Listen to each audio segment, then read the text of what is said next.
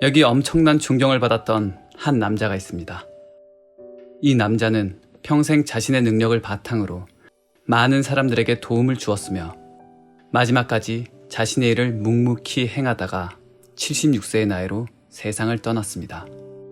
셀 수 없을 정도로 많은 사람들이 그를 추모하려고 장례식에 참석했으며 영국 여왕인 엘리자베스 1세가 그의 업적에 감동한 나머지 그를 왕실의 묘지에 안장하도록 허락했고, 그가 세상을 떠난 날은 기념일로 지정되어 수많은 사람들이 그의 업적을 기억했죠. 과연 그 남자는 누구일까요? 나라에 큰 공을 세운 관리?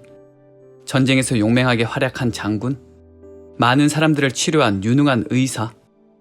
하지만 그는 그런 능력자가 아니었습니다. 그는 니콜라이라고 불리는 지극히 평범한 시민이었고, 런던에 위치한 캔터베리 대성당에 잡다한 일을 모두 떠안아야 했던 성당의 수많은 집사 중 한 명이었습니다. 사실 그는 평범한 집안보다 더 가난한 가정에서 태어났습니다. 학교를 다니는 건 상상할 수 없었고 그저 매일 끼니를 때우는 게 고작이었죠. 그렇게 힘든 삶을 지속하던 중 그는 이른 나이에 대성당에 들어가 자잘구레한 일을 도맡아서 하기 시작했습니다. 그가 한 일은 힘들었지만 그렇게 눈에 띄지는 않았습니다. 매일매일 넓은 성당을 돌아다니며 구석구석 청소를 해야 하고 성직자들의 심부름을 하며 그들이 오롯이 자신의 일에만 집중할 수 있도록 도왔습니다. 성당에는 그와 비슷한 일을 하는 수많은 사람들이 있었지만 니콜라이는 성당을 자신의 집처럼 여기며 맡은 일에 최선을 다했는데, 얼마나 자신의 일을 열심히 했는지 성당을 오고 가는 수많은 사람들이 언제 니콜라이가 청소를 했는지 알 정도였죠. 그는 공적을 인정받아 17세의 나이에 대성당의 집사로 임명되었습니다. 집사가 된다면 기존 업무에 더해서 한 가지 일이 더 추가되었는데, 그 임무는 대성당의 대형 종을 관리하고 시간에 맞춰 일을 치는 것입니다. 물론 이 일도 중요한 일은 아니었지만 그는 자신의 성실함을 살려 하루도 빠짐없이 정확한 시간에 종을 쳤습니다. 그 시간은 너무 정확한 나머지 사람들은 자기 집에 있는 시계를 종치는 시간에 맞춰서 조정할 정도였죠.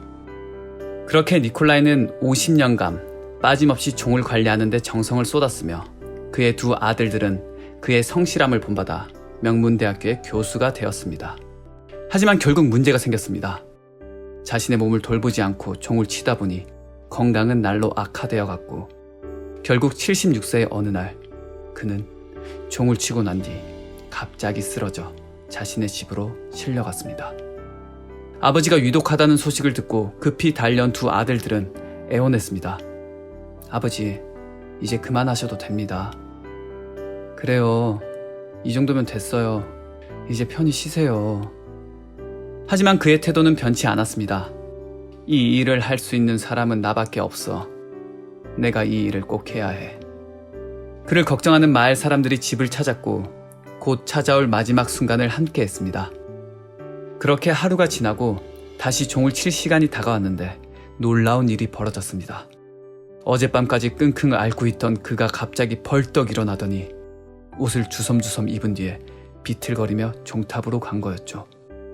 그는 두꺼운 종의 손잡이를 잡고 있는 힘껏 흔들었고 마을에는 어김없이 맑은 종소리가 울려 퍼졌습니다. 종이 멈추고 그는 그대로 쓰러졌습니다.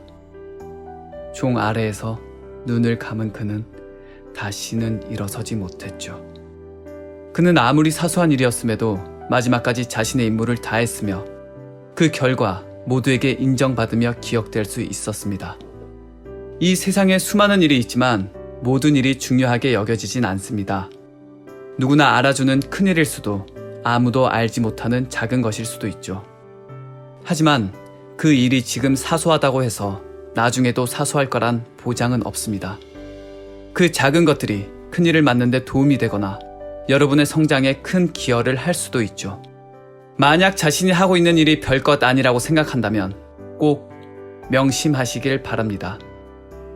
어떤 일로부터 큰 성취를 거두는 가장 확실한 방법은 중요하다고 생각하는 일을 하는 게 아니라 자신이 하는 일을 중요하다고 생각하는 겁니다.